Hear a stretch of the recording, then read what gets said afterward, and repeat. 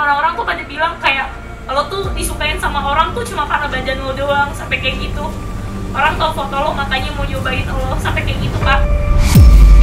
Kita misalnya banyak sekali mendengar kasus bahwa ada pelaku kejahatan ya yang ada pada dasarnya adalah pengguna bahkan pecandu pornografi, nggak tahan lalu memperkosa.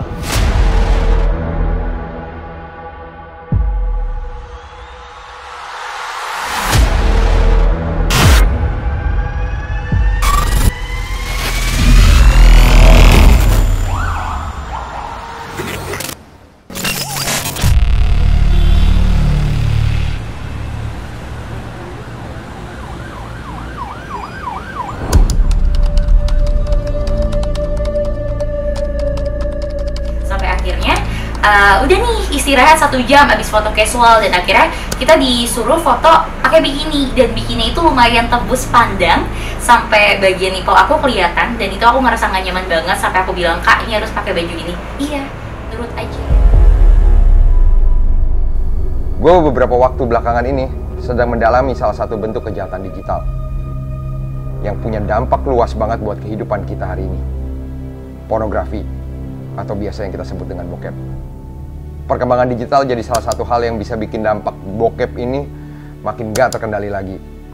Aksesnya mudah, distribusinya masif, dan dampak di kepala kita begitu destruktif.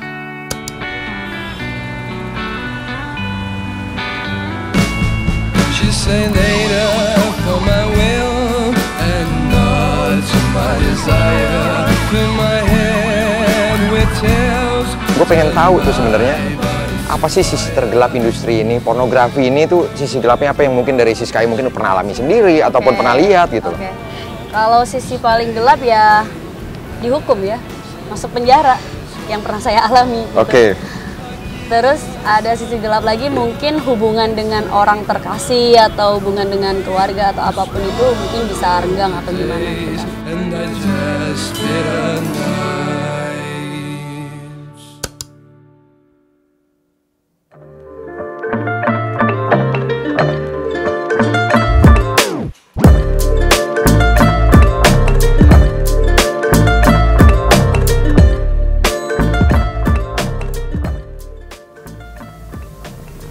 Ya, gue terbiasa untuk menutup kamera laptop gue. Belajar dari Mark Zuckerberg tentunya. Pada saat itu Mark Zuckerberg mungkin dianggap terlalu paranoid. Tapi gue yakin Mark Zuckerberg punya alasan kenapa dia melakukan hal itu. Dimana di saat ini gue ngerasa dunia digital tuh makin gila. Dinding-dinding privasi seakan-akan jebol. Dimana kejahatan bisa terjadi lewat device dan aktivitas digital kita yang tidak terjaga. Entah kita sadar atau tidak.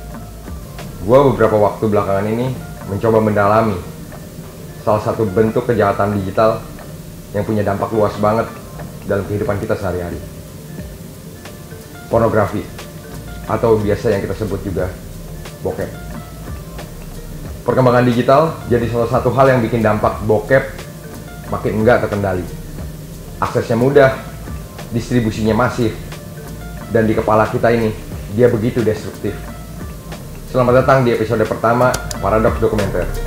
Ikutin gua, kita belajar sama-sama dan kita pahami bareng-bareng.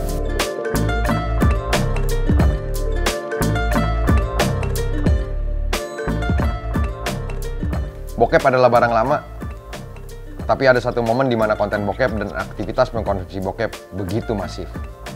Ya, pandemi. Penelitian Justin Lehmiller dari Kinsey Institute tahun 2020 mencatat 1 dari 5 orang Amerika nonton bokep untuk ngisi periode pembatasan sosial mereka. Di Indonesia, nggak ada data valid yang menyoroti ini. Tapi yang jelas, kita pasti ingat sebuah kejadian menarik di periode itu. Ketika Pornhub ngelakuin marketing campaign menggratiskan akses konten premium mereka selama 30 hari untuk membujuk orang-orang supaya tetap di rumah.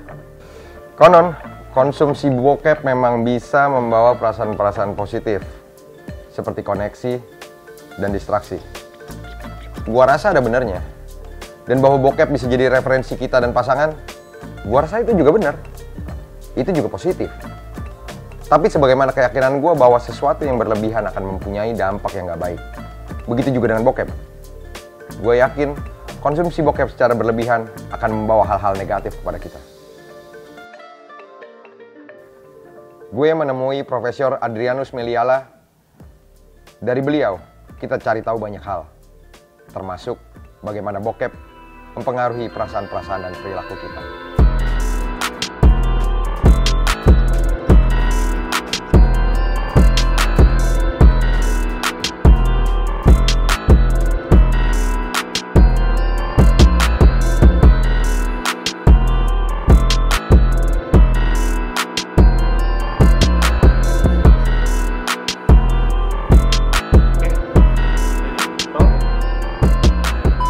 Selamat siang dengan Profesor Adrianus Meliala selaku kriminolog dari UI dan seorang pengajar di PT IKA. Gimana kabarnya, Prof? Oh, baik, baik. Baik ya, Prof. Nah, Prof, hari ini kita ingin bertanya sedikit tentang pornografi. Bagaimana kita tahu selama pandemik konsumsi terhadap konten pornografi menjadi semakin besar. Yang katanya sih berdasarkan psikolog bilang, ya bagaimana konten-konten pornografi ini bisa munculin satu perasaan positif dan memberikan kita distraksi, Prof. Kira-kira gimana menurut Profesor sendiri? Ya, pertama mengenai perilaku pada masa pandemi itu memang kita banyak berubah ya dalam banyak hal. Dalam hal bekerja, dalam hal menghabiskan waktu luang. Nah, karena kita ketika pandemi itu memang banyak waktu di rumah, tidak pergi kemana-mana, maka saya menduga bahwa itu kemudian pada beberapa orang dianggap sebagai leisure time, ya, waktu santai, dan kemudian lalu dipergunakan untuk juga mengkonsumsi bacaan-bacaan ataupun materi-materi tayangan yang pornografis. Maka itu yang kemudian menjadikan pada akhirnya jumlah orang yang menonton tayangan pornografi meningkat. Nah, kalau misalnya ada data yang mengatakan bahwa sekarang setelah kita memasuki masa normal kembali, lalu kemudian jumlah tayangan itu berkurang, itu saya kira itu yang membenarkan bahwa orang mengkonsumsi materi pornografi pada saat dia sedang santai atau merasa santai. Sebaliknya ketika dia sudah mulai bergegas, sudah mulai sibuk kembali, maka dia akan menjauhinya dan memilih tayangan yang lain. Begitu. Oke, jadi durasi penikmat konten pornografi ini justru dari kegiatan mereka sehari-hari ya, Dok. Jadi dengan fokusnya mereka dengan kegiatan yang lain, justru konsumsi terhadap pornografi itu berkurang. Ya, pada satu sisi menurut saya ini pas dan cocok. Kenapa? Karena itu artinya orang melihat pornografi dan tayangan pornografi sebagai leisure, ya, sebagai kegiatan sampingan, kegiatan mengisi waktu luang, ya kan? Nah, yang kacau kan adalah kalau orang sudah tergantung. Atau kita sebut sebagai addict, ya. Tidak bisa tanpa menonton pornografi, tidak bisa, mohon maaf, puas kehidupan seksualnya kalau tidak dibantu dengan pornografi. Nah, ini udah kacau nih, gitu ya. Atau bahkan lebih jauh lagi, dengan pornografi, maka kemudian dia terdrive ya dari segi seksualnya untuk kemudian melakukan tindak pidana. Nah, lebih kacau lagi nih. Jadi kalau cuma sekedar sampai pada ya lagi santai ya dengan istri, dengan suami, untuk supaya kehidupan perkawinan bahagia, kenapa tidak menggunakan pornografi, iya kan? Betul. Jadi sebenarnya ternyata si pornografi sendiri itu bisa dibilang punya efek positif sendiri itu ya, Dok ya? Saya kira iya. Kenapa? Karena jadi coba kita kembali pada terminologi pornografi ya. Pornografi artinya kita bicara mengenai segala desain, segala produk audiovisual dan audiovisual yang berbau dengan porno. Porno itu sendiri sebagai suatu adaptasi dari eros sebetulnya. Bagaimana suatu kegiatan yang terkait dengan nafsu itu lalu kemudian ditampilkan dalam bentuk perilaku yang bersifat porno tadi, ya. Maka perilaku yang bersifat porno itu kemudian lalu dibuat tayangan, dibuat cerita, dibuat gambar, dibuat apalah gitu ya, meme ya, yang lalu kemudian itulah yang disebut sebagai pornografi. Nah, hal mana ketika itu ditangani oleh orang-orang profesional yang memang menjadikan ini sebagai bisnis, sebagai industri, maka ya wajar kalau kemudian menjadi menarik. ya penuh dengan ada juga ininya, ada juga Drama, mitosnya, jargonnya, wah ada mohon maaf desahannya gitu ya, yang sebetulnya sudah jauh dari realita gitu ya. Nah ini lalu menjadikan orang makin suka melihat, ya orang makin suka menonton tadi ya, merasakan mendapatkan elation ya, kebahagiaan, kesenangan gitu ya, yang jauh dari kenyataan. Nah sekali lagi kalau itu dinikmati oleh orang dewasa dengan dengan kesadarannya sendiri, apalagi bersama-sama dengan pasangan dalam ikatan perkawinan, konon kalau menurut kata teori itu sehat gitu. Kalau kita menghubungkan pornografi dengan tekanan hidup di kota besar ini ada korelasinya nggak sih, Prof? Perkembangan digital mendorong distribusi konten bokep menjadi lebih masif. Aksesnya pun menjadi lebih gampang. Di Indonesia, kita mungkin tahu beberapa platform paling terkenal buat ngakses bokep. Riset terbatas yang kami lakuin menyimpulkan beberapa platform berbasis situs web, sosial media, dan instant messenger yang jadi kolam dari penyebaran konten porno. Lucunya, Indonesia secara data, Indonesia sebenarnya nggak termasuk dalam data negara terbanyak yang mengkonsumsi bokep.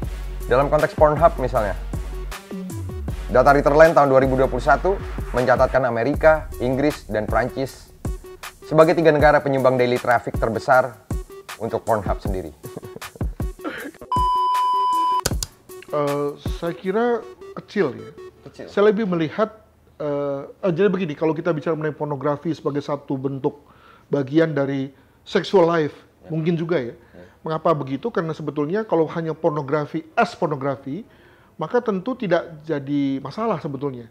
Ya, tapi ketika kemudian lalu bayangkan gini ya, sekarang ini misalnya ada fenomena di mana banyak anak muda usia 20 tahun, 25 tahun itu menunda pernikahan ya, karena berbagai alasan. Salah satunya adalah karena belum cukup mapan ya, belum bekerja atau pekerjaannya pun juga belum stabil gitu ya, sehingga menunda perkawinan, yang artinya juga menunda hubungan seksual.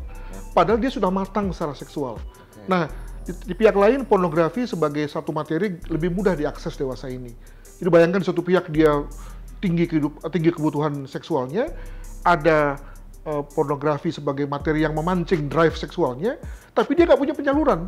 Nah, di situ lalu kemudian muncul situasi di mana dia lalu lari ke prostitusi, lari ke pemenuhan kebutuhan seksual sendiri melalui masturbasi misalnya, atau dia paksa orang. Nah, ini kan lalu masuk pada tindak pidana kan, yang kita sebut sebagai perkosaan. Betul. Nah, yang paling bagus menurut saya adalah perkawinan. Tapi tadi ada banyak orang yang nggak berani ke perkawinan karena di situ ada komitmen, ada kewajiban, macam-macam yang cukup berat juga gitu ya. Nah, itu tekanan bagi saya. Dan pandemi, ya, perubahan sosial, peningkatan ekonomi, itu semua memang membuat, terutama bagi anak muda ya, sebagai lebih berat dibandingkan dengan ya kami-kami yang jauh lebih senior dan sudah selesai dengan urusan begituan gitu.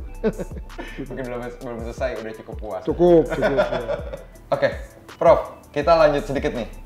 Kalau saya bahas sedikit, kalau saya lihat di media sosial, di kehidupan bersosial secara digital nih, saya lihat banyak banget loh sebenarnya netizen kita ataupun orang-orang yang dengan mudahnya tuh kasih komentar-komentar cabul, Prof. Mungkin misalkan ada sosok yang diidolakan, perempuan, contohnya kita ngambil sebuah konteks seorang perempuan yang seksi, mereka dengan mudahnya tuh nulis hal-hal yang cabul, yang berbau dengan pornografi. Tapi kenyataannya data dari Pornhub, sebuah situs pornografi terbesar di dunia, membuktikan bahwa Indonesia tuh nggak masuk di 10 besar dari viewer terbanyak mereka. Menurut Prof sendiri gimana nih? Nah, ini ada beberapa hal yang perlu didalami ya dari pertanyaan ini. Yang pertama adalah soal konsumsi pornografi. Saya kira itu lebih bagus ditanyakan kepada Menkominfo ya tentang data tersebut. Walaupun saya juga ragu apakah mereka mencatat hal itu ya. Dan memang secara umum Indonesia memang sepertinya tidak terlalu care dengan data pornografi ini. Apakah memang karena Indonesia dianggap sebagai hal yang tabu? Iya begitu ya, tabu, sehingga lalu tidak merasa perlu, atau juga yakin bahwa orang Indonesia nggak suka hal mana itu sebetulnya munafik ya. Munafik. Gitu ya. Nah, itu yang pertama. Yang kedua adalah kalau kita kaitkan dengan soal komentar-komentar itu, jangan lupa ada beda ya antara, dan itu bedanya jauh ya antara pornografi di satu sisi dengan kekerasan seksual di soal yang lain. Yang banyak terjadi adalah kekerasan seksual ya. Dimana bahkan ini menarik nih, dimana bahkan kekerasan seksual itu bisa terjadi tanpa ada kontribusi elemen pornografi sama sekali ya. Jadi sekarang ini pemahaman masyarakat tentang kekerasan seksual itu sudah jauh tinggi sekali ya. Sebagai contoh misalnya ada kekerasan seksual simbolik ya. Sebagai contoh misalnya antara dosen dan mahasiswa, karena saya dosen ya. Tiba-tiba saya misalnya kedip-kedipin mata kepada mahasiswi saya gitu ya. Itu kan nggak ada bau pornografinya ya. Betul. Dan bahkan kemudian bisa juga dimengerti loh, kedipin mata kan oke kan gitu. Tapi kalau sudah namanya dosen kepada mahasiswi ngedip-ngedipin mata itu pasti bernuansa seksual gitu ya. Nah, artinya jauh lebih tinggi ya dan jauh lebih abstrak. Nah, apalagi dalam konteks ngomong-ngomong cabul itu gitu ya. Jadi jangan hanya dilihat sebagai pemilihan katanya atau pemilihan diksinya, tapi lihat ini sebagai bagian dari semacam perasaan masyarakat kah atau upaya dari sekelompok masyarakat itu untuk ngerjain orang lain gitu ya. Jadi jauh sih ngelihatnya. Nah, yang ketiga adalah tentang pornografi sendiri ya. Sebagai satu terminologi, tadi saya katakan bahwa dia sebetulnya mengacu pada industri. Ya, industri betul. Yang mengeksploitasi hal-hal yang berbau eros ya, berbau perilaku seksual orang gitu ya. Nah, jangan lupa bahwa pornografi sendiri sebetulnya ada kaitannya dengan situasi kemasyarakatan, bahkan kenegaraan. Dalam satu negara atau masyarakat yang memang amat menghargai expression in terms of sexuality, artinya ini tubuh saya dan saya mau apain tubuh saya terserah saya gitu ya. Maka umumnya juga kondisi pornografinya juga berkembang ya. Kita sebut sebagai voluntary expression in terms of sexuality. Jadi memang bebas. Dia willingly gitu ya. Dia volunteer saja gitu ya ketika mau terlibat dalam pornografi. Tentu bayangkan bahwa semua orang yang mau terlibat dalam pornografi yang legal pasti ada consent, pasti ada menandatangani sesuatu ya, bahwa dia tahu bahwa dia akan terlibat dalam suatu kegiatan seksual, mungkin bisa harus buka baju gitu ya, nanti harus dilihat orang dan dia tanda tangan gitu ya. Nah, dibandingkan dengan negara-negara yang menganggap bahwa expression untuk itu menjadi hal yang agak tabu. Nah, Indonesia. Nah, maka dunia pornografinya juga umumnya agak tertekan tuh, ya. Jadi kita tidak biasa melihat ada PT gitu ya, atau ada PT khusus membuat film-film biru gitu ya. Wah, pasti geruduk massa tuh gitu ya. Jadi umumnya kita agak tertekan sih dalam hal negara yang memang tidak terbiasa melihat masyarakatnya terbuka dalam hal yang bersifat seksual begitu. Nah, Prof, kalau kita melihat perkembangan industri pornografi, lucunya ini benar-benar seiring dengan berjalannya perkembangan di dunia digital, Prof. Sebut aja kayak mungkin dari zaman dulu kita bisa mengkonsumsi pornografi itu mungkin dari CD, terus lalu ke DVD. Sekarang tuh udah gampang melalui media streaming, ada juga dari website, ada juga dari Telegram, Twitter, atau bahkan ada yang namanya OnlyFans. Tapi menariknya, Prof, semudah itu diakses, negara kita menganggap ini adalah sebuah kejahatan, tapi begitu gampang diproses dan begitu mudah juga dinikmati, begitu mudah juga diperjualbelikan. Gimana menurut Prof sendiri nih?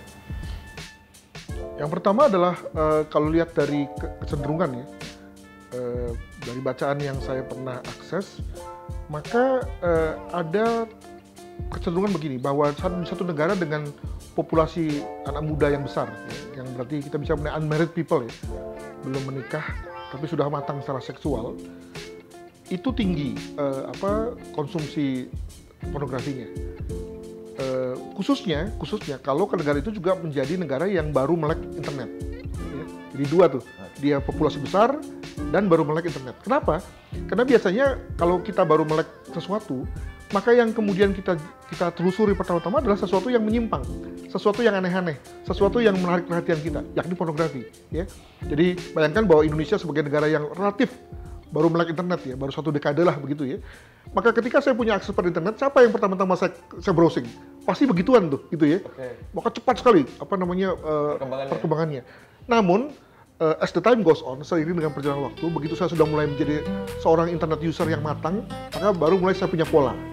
Kalau bicara ekosistem tentang OnlyFans, ada satu nama yang nggak bisa kita skip dari bahasan ini. Sebuah kesempatan yang baik di mana gue bisa menemui Siskae, berbicara sama dia untuk ngedalamin bagaimana perspektifnya soal bokep alias pornografi.